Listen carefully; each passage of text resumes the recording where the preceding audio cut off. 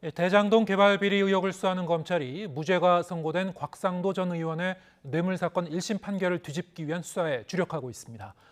검찰은 곽 전 의원 아들이 받은 수십억 대 퇴직금의 대가성을 규명할 증거를 확보하며 곽 전 의원을 소환하기 위한 막바지 수사를 이어가고 있습니다. 최민기 기자입니다.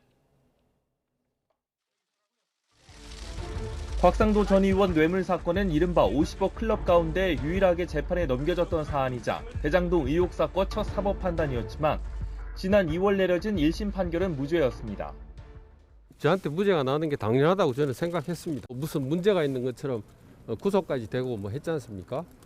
저로서는 납득하기가 어렵습니다. 시작부터 체면을 구긴 검찰은 항소심에선 결과를 뒤집기 위해 곽 전 의원 측이 받은 금액의 대가성 입증에 주력했습니다.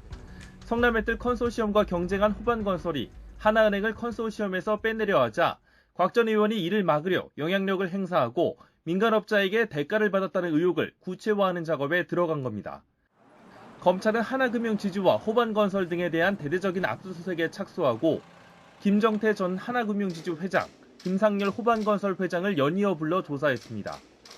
이 과정에서 김상열 회장으로부터 당시 하나금융지주 회장을 만나 자신이 주도하는 컨소시엄으로 끌어오려 했다는 진술과 함께 곽 전 의원이 김만배 씨에게 사업을 도와주겠다고 말했다는 천화동인 7호 소유주 배모 씨의 진술도 확보한 것으로 전해졌습니다.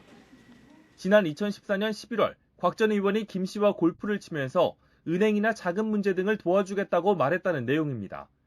검찰은 이를 뒷받침하는 증거로 곽 전 의원과 김 씨가 골프장에서 함께 찍은 사진도 확보한 것으로 알려졌습니다. 검찰은 동시에 곽 전 의원 부자가 경제적 공동체임을 입증하기 위한 수사에도 박차를 가하고 있습니다. 지난 7월 말부터 최근까지 곽 전 의원의 아들을 피의자 신분으로 여러 차례 불러 퇴직금을 받은 경위, 곽 전 의원의 개인 여부를 추궁했습니다. 검찰은 필요한 추가 증거를 확보하는 대로 조만간 곽 전 의원을 소환한다는 방침입니다. 곽 전 의원에 대한 소환이 이처럼 초읽기에 들어간 가운데 검찰은 오는 7일로 구속기간이 만료되는 김만배 씨에 대한 추가 영장 청구도 검토하고 있습니다. YTN 최민기입니다.